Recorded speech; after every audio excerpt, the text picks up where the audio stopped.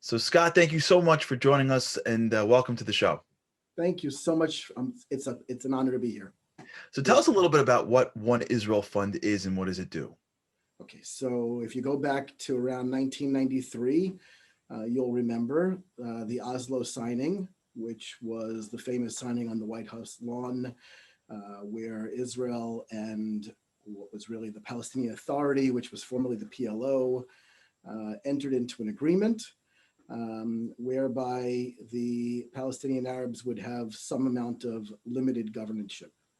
And the founder of our organization, who is Dr. Yechiel Leiter, who at the time was working in what was called the Yesha Council. Yesha is a Hebrew acronym for Yehuda, Shomron, and Gaza, or Judea, Samaria, and Gaza, the West Bank communities. Was quite intelligent in seeing the future and where things were going to head, and saw that over time it was going to the conversation was going to change to limited governorship to giving away territory and creating a separate what we believe would be a terrorist state in the middle of the heartland of Israel. Mm-hmm. So he created One Israel Fund to be a de facto fundraising entity in North America in order to provide humanitarian resources for the fledgling communities that were there. Mm-hmm. So if you go back 27 years ago, there were about 115,000 Jewish citizens living in these areas. And we like to call that area the biblical heartland because, as we know, almost our entire Jewish civilization began in these areas, from places like Hebron to Elon Moreh to Mevodotan, and every place in between. Right. It's really our history. So we felt that these areas were, worth investing in. And we set out to basically provide playgrounds, educational resources, medical facilities, and of course, security equipment, Mm-hmm. preventive security equipment. And you guys are based in America Correct. and your supporters are American. We have support from all around the world. Mm-hmm. We are a recognized IRS charitable organization in America, but our support comes from, as I marvel sometimes at the donations that come in from Singapore to Indonesia, believe it or not. We actually have a donor to Japan, to Europe, Wow. Australia, and all around the globe. Wow. So, Yeah. so, so this is really where I'm driving towards, which is, today's Yom Ha'atzmaut. Yep. So the question, it's Independence Day. It's Israel's Independence Day. And the question that, comes up in the diaspora is, it's Israel's Independence Day. Like, that's wonderful for Israel. It's not Rosh Hashanah, right? It's not a larger Jewish holiday. So why do diaspora Jews feel the need, regardless of what you do on that day? I'm not commenting on any religious observance. I'm just talking about marking the day. So as an individual who has been spending his life really gathering diaspora money and gathering diaspora support for Israel, why is today so important for the diaspora community? So I'll tell you an interesting story. My father, we just celebrated with him his 95th birthday last week. And my father was a U.S. veteran of World War II. He was actually a tail gunner on a B-29 bomber in the South Pacific. Wow. He did not grow up in a very religious family, had very, very little connection to Judaism on a whole. But the one thing that he had, and I don't even fully understand where it came from, because we're talking about, before 1948, he was a Zionist. He was part of a Zionist chapter growing up. And before 1948, my father was approached by some individuals over in Palestine to come over, this was after the war, and train the would-be pilots of what would eventually become the Israeli Air Force. Wow. Wow. He didn't take that opportunity at the time. He had other conflicts that he couldn't leave, but it was always something that was very passionate for him. And I grew up in that home. And for my father, who he was born during the Great Depression. He was born in 1926, so right thereafter. He lived through that period of time. He fought in the war, and then he was able to see 1948 come to be.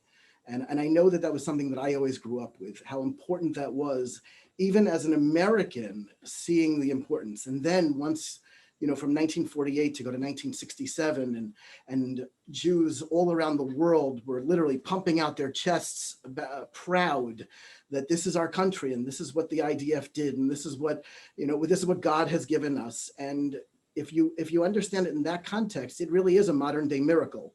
Yeah. That for our people to wander for 2,000 years without our own homeland, and to see the devastation that has taken place. And I know you just had a show devoted to, the Shoah last week, I guess, and how vulnerable we as a people are. And now, even especially today, with everything that we've seen around the globe, with the rise in anti-Semitism and how significant it's become, to know that we have that place, I think it's just as important to those of us living outside of Israel as it is to those who are living inside of Israel today. Yeah.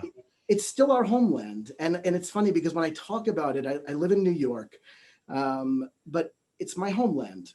And I believe that. And I'm a proud American. Trust me, I'm a proud American. I pay my taxes, sometimes more than I wish I had to, but I pay my taxes. And I'm proud to be an American. And I'm proud that everything that this country has given to not only our people, but all people. But at the end of the day, I know that that's my homeland. And if God forbid, I ever need to run somewhere overnight, that's where I'm going to head. I'll tell you one other story that I think will really crystallize this. We received some money down in South America from some of the countries down there. And there are some very, very significant Jewish populations there. And I once asked someone, they donate mostly in cash. And I said, we're not really a tax exempt organization here.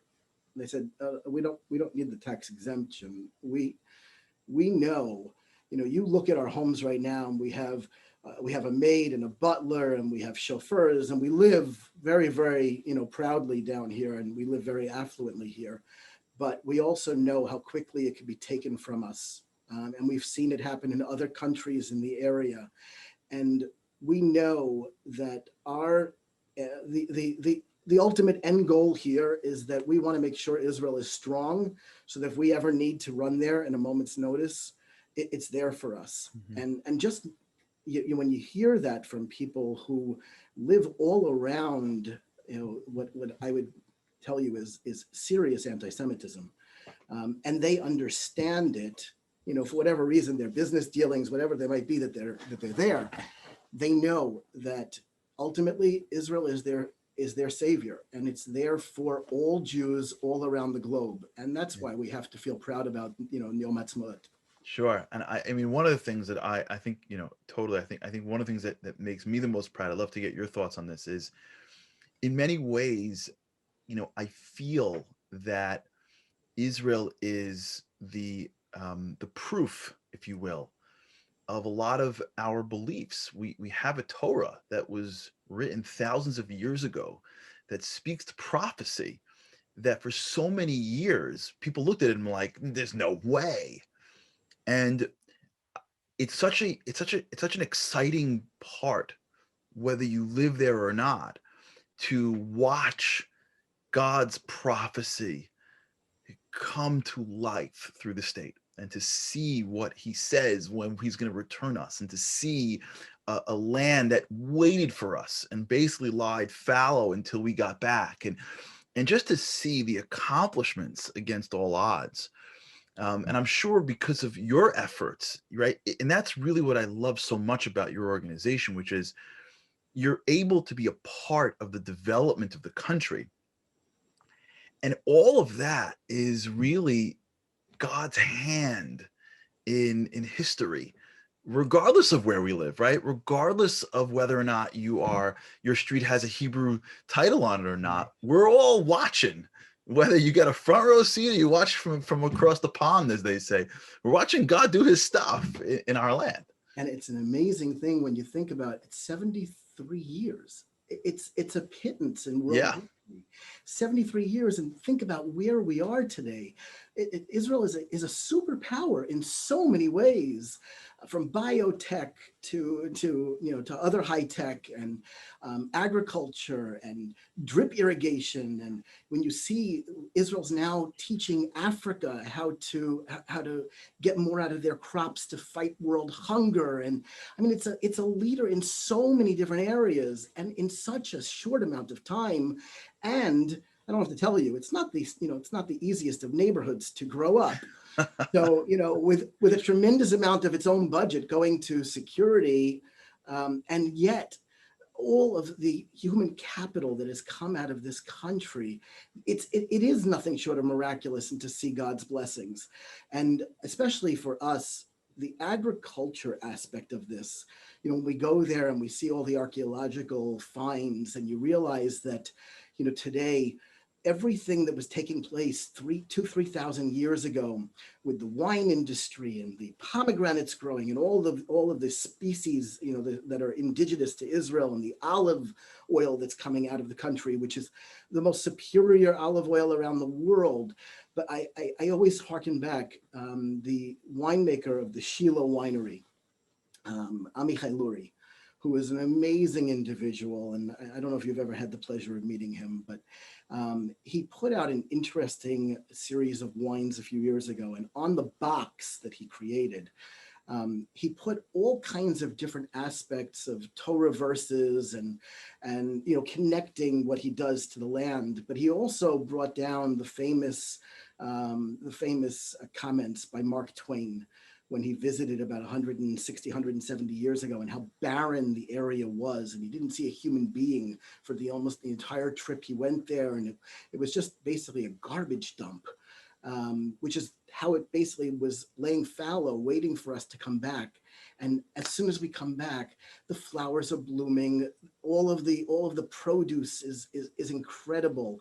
And you just have to be able to make that connection to what we see when we read in the Torah to today, and to not be able to connect that to God's blessings is to be blind.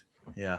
And there's one other aspect I want to touch base with you, because I think you're absolutely right. And I'm sure you see this in your work.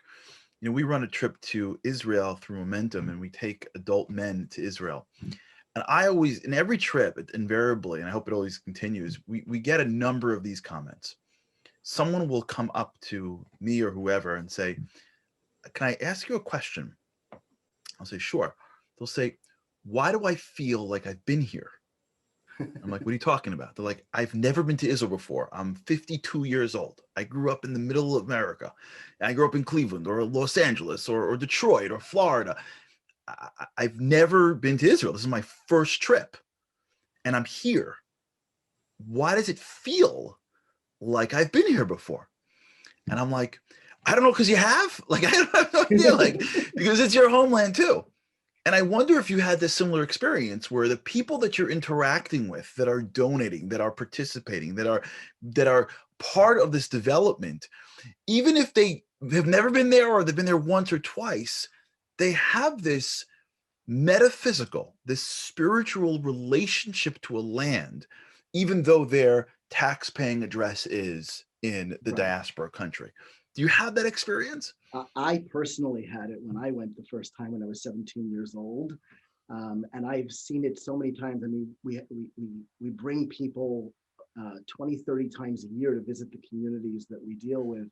And inevitably, there's always somebody there who's there for the first time. But there's a certain nuance to being there the first time, but then there's also just connecting to your entire history and and it all comes alive. When you're walking on the same road that Abraham, Isaac, and Jacob walked, you feel the connection that you'll never be able to explain it. But there is a connection for every Jew when you're in Israel. Every rock has a story there, and you do feel it. And I love, every playground that we build, when you see the kids come running out and they're playing, there's the famous sentence in Tanakh where you'll hear the children playing in the fields, and that was a prophecy that was made 2,000 years ago, and Yeah. it's happening today. And when our donors come and they see that, and they see I built that playground, it's not just a playground. I mean, look, I have a playground where I live. It's not just a playground, but it's a playground for for for the nation of Israel that is reblooming in our homeland. And Beautiful. there's definitely that connection to feel like you've been there forever. I love it. I love it. Scott, how do people find out more about your organization? Well, the best way to find out about it is to join us on one of our trips there. But if you're doing it from your own comfort of your home, so our website is oneisraelfund.org, which is written out ONE Israel oneisraelfund.org. We also constantly post on Instagram and Facebook, so you can find us there, and all the other social media platforms. Amazing. But you can also just pick up the phone and call me. I love speaking to people. It's the best part of my day. And even when I couldn't, the hardest thing this past year was not being able to meet with people personally, but at the very least, to be able to speak to people. I think we all need that interaction again. But again, whenever any of your listeners are in Israel, if they want to experience some of these amazing stories, from seeing some of the unbelievable security work that we do, to building a hospital, which we're in the middle of now, or even just connecting to the kids in some of the schools and playgrounds, we'd love to bring them around and show them the fruit that's growing and blossoming in our land. Amazing. Well, Scott, thank you so much for what you do, and thank you for who you are, and thanks for shining your light on this world. Charlie, you're the best, and you do this better than everybody, better than anybody. So it's such an honor to be here with you, and I'm so happy to be able to share with your audience. Thank you. Have a great Chag Sameach. Amen.